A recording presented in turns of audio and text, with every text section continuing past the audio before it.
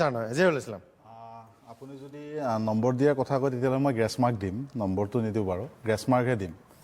প্ৰথম কথা হ'ল চৰকাৰখনৰ এবছৰ সম্পূৰ্ণ হ'ব গৈ আছে, গতিকে এবছৰৰ চৰকাৰৰ কাম কাজক মূল্যায়ন কৰি নম্বৰ দিয়াটো মই উচিত অনুচিত মই এই বিষয়ে একোৱে ক'ব নাযাওঁ। তথাপিতো মই এটা কথা কওঁ, মৰ্ণিং শ্ব'জ দ্য ডে, যিটো আৰম্ভণিয়ে চৰকাৰখনে দেখাই আছে পৰৱৰ্তী 5 বছৰতো সেই একেখিনি 4 বছৰতো সেই একেখিনিয়ে হ'ব বুলি মই ভাবোঁ। প্ৰথম কথাটো হ'ল এইমাত্ৰ চিত্ৰদাই কৈছে যে প্ৰধানমন্ত্ৰী নৰেন্দ্ৰ মোদীৰ অধ্যক্ষতাত যিটো নীতি আয়োগ, সেই নীতি আয়োগৰ প্ৰতিবেদনত প্ৰকাশ যে সৰ্বনিম্ন 5খন ৰাজ্যৰ ভিতৰত অসম অন্তৰ্ভুক্ত হেল্থ আৰু শিক্ষাৰ ছেক্টৰৰ ভিতৰত আটাইতকৈ নিম্নগামী। তাৰপিছত যদি আপুনি চাব যায় যে মহিলা সুৰক্ষাৰ ক্ষেত্ৰত সমগ্ৰ ভাৰতবৰ্ষৰ ভিতৰত 2 নম্বৰত এইখন অসম। প্ৰসূতি নৱজাতকৰ মৃত্যুৰ ক্ষেত্ৰত যদি আপুনি চাব যায় ভাৰতবৰ্ষৰ ভিতৰতে 1 নম্বৰ এই ৰাজ্যখন।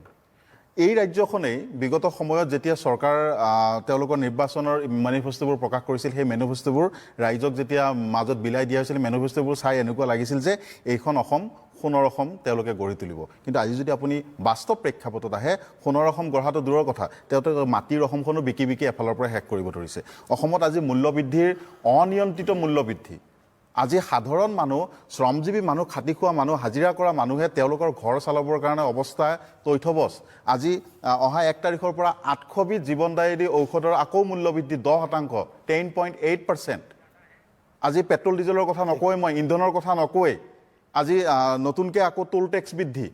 এই সকলোবোৰ যি মূল্যবৃদ্ধিৰ অভূতপূৰ্বভাৱে মূল্যবৃদ্ধি হৈছে, এই বৃদ্ধিৰ জৰিয়তে সৰ্বসাধাৰণৰ মূৰত ৰামটাঙন মাৰিছে। তেওঁলোকে জাক জমকতাৰে তেওঁলোকে কি বুলি কয় বিজেপিৰ তেওঁলোকৰ প্ৰগ্ৰেমবোৰ ছাকচেছ কৰে বা কৰে, আৰু সেইবোৰ মাৰ্কেটিং কৰি পেলাই সাধাৰণ মানুহক এনেকৈ দেখায় যে আমি অসমখনৰ কাৰণে বৃহৎ কিবা এটা কৰিছোঁ। সঁচা অৰ্থত যদি আপুনি চাব যায় অসমখনৰ কাৰণে বিজেপিয়ে এই মুহূৰ্তলৈকে একো কৰা নাই, অসমীয়া মানুহৰ কাৰণে একো কৰা নাই। কি বুলি কয়, চৰকাৰখনে যিমানবোৰ কথা ৰাইজক কয়, যিমানবোৰ প্ৰতিশ্ৰুতি দিয়ে, এওঁলোকক যদি আজিৰ তাৰিখত যদি সোধা হয় যে বিগত সময়ত আপোনালোকে যিবোৰ প্ৰতিশ্ৰুতি দিছিলে সেই প্ৰতিশ্ৰুতিবোৰ পূৰণৰ ক্ষেত্ৰত আপোনালোক কিমান সফল হ'ল, তেতিয়া তেওঁলোকৰ মাজতে কনফিউজ হ'ব যে তেওঁলোকে কি কি প্ৰতিশ্ৰুতি দিছিল তেওঁলোকে নিজেই পাহৰি থাকিল।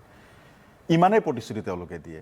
আজি যদি আপুনি যোৱা মাহত যদি আপুনি চাব যায় তেতিয়াহ'লে যোৱা মাহত ৰিজাৰ্ভ বেংক অফ ইণ্ডিয়াৰ অৰ্থনৈতিক নীতি নিৰ্ধাৰণ কমিটিৰ এখন জৰুৰী বৈঠক হয়, আৰু সেই বৈঠকখনত তেওঁলোকে যিটো ৰেপো ৰেট আছে সেই ৰেপো ৰেটটো 4.40লৈকে তেওঁলোকে বঢ়াই দিয়ে।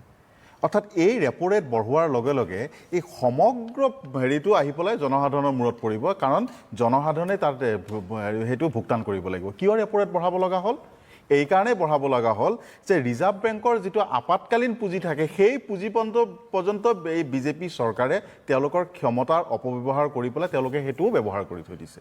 গতিকে এনেকুৱা ক্ষেত্ৰত প্ৰাইভেট যিবোৰ বাণিজ্যিক বেংক আছে, এই বেংকবোৰক যিটো হাৰত ৰিজাৰ্ভ বেংকে সুদ লয় সেই সুদটো বঢ়াব লগা হ'ল, আৰু সেই সুদ বঢ়োৱাৰ লগে লগে বাণিজ্যিক বেংকবোৰে সাধাৰণ মানুহক যিবোৰ ঋণ দিব সেই ঋণবোৰ তেওঁলোকে আৰু অধিক সুদ তেওঁলোকে তাৰ পৰা টানি আজৰি ল'ব। কিন্তু একে সময়ত এইখন চৰকাৰে কৰ্পোৰেট ছেক্টৰৰ কিন্তু 29,200 কোটি টকাৰ টেক্স মাফ কৰে একে সময়ত, আৰু সেইখন চৰকাৰে দুখীয়াৰ ওপৰত ৰামটাঙন মাৰে। আজি যদি আপুনি এইখন চৰকাৰৰ সফলতাৰ কথা ক'ব যায় তেতিয়াহ'লে 2020-21 বৰ্ষত এইখন চৰকাৰে প্ৰধানমন্ত্ৰী গ্ৰাম কি বুলি কয় আৱাস যোজনা তেওঁলোকে ঘৰ বনোৱাৰ সংখ্যা নিৰ্ধাৰণ কৰিছে 3,34,453টা, কিন্তু কিমানটা বনালে? মাত্ৰ 75,000। 2021 বছৰত তেওঁলোকৰ লক্ষ্য হ'ল 9 লাখ। আজিলৈকে এটা ঘৰো বনাব পৰা নাই, আজিলৈকে তেওঁলোকে এটা ঘৰো বনাব পৰা নাই। সামাজিক ক্ষেত্ৰত যদি আপুনি আহে, সামাজিক ক্ষেত্ৰত এক অৰাজকতাৰ পৰিচয়, মানে বৰ্তমান অৰাজকতাৰ প্ৰভাৱ সমগ্ৰ অসম জুৰি। আপুনি কোনটো বিষয়ৰ কথা ক'ব? ইতিমধ্যে মূল্যবৃদ্ধিৰ কথা সকলোৱে কৈ আছে। তাৰপিছত যদি আপুনি আহে, হয় ড্ৰাগছৰ ক্ষেত্ৰত বিজেপিৰ প্ৰতিনিধিগৰাকীয়ে কৈছে ড্ৰাগছৰ ক্ষেত্ৰত চৰকাৰখনে ভাল কৰিছে, তাক আমি সমৰ্থন কৰিছোঁ। কিন্তু ড্ৰাগছৰ ক্ষেত্ৰত সমৰ্থন কৰা, সেইটো ভাল কাম কৰা বুলি সমৰ্থন কৰাৰ লগে লগে এই কথাটোও কওঁ যে এইখন চৰকাৰৰ পুলিচ বিভাগে ন্যায় ব্যৱস্থাৰ কামখিনি তেওঁলোকে হাতত তুলি লৈছে, কাৰ্যপালিকে হাতত তুলি লৈছে। সেইটো হ'ব নালাগে। সমগ্ৰ ৰাজ্যখনত পুলিচ ব্যৱস্থাৰ ভিতৰত আনি বহু সময়ত বহু নিৰপৰাধী মানুহক এনকাউণ্টাৰ কৰা হ'ল। কিয় কৰা হ'ল?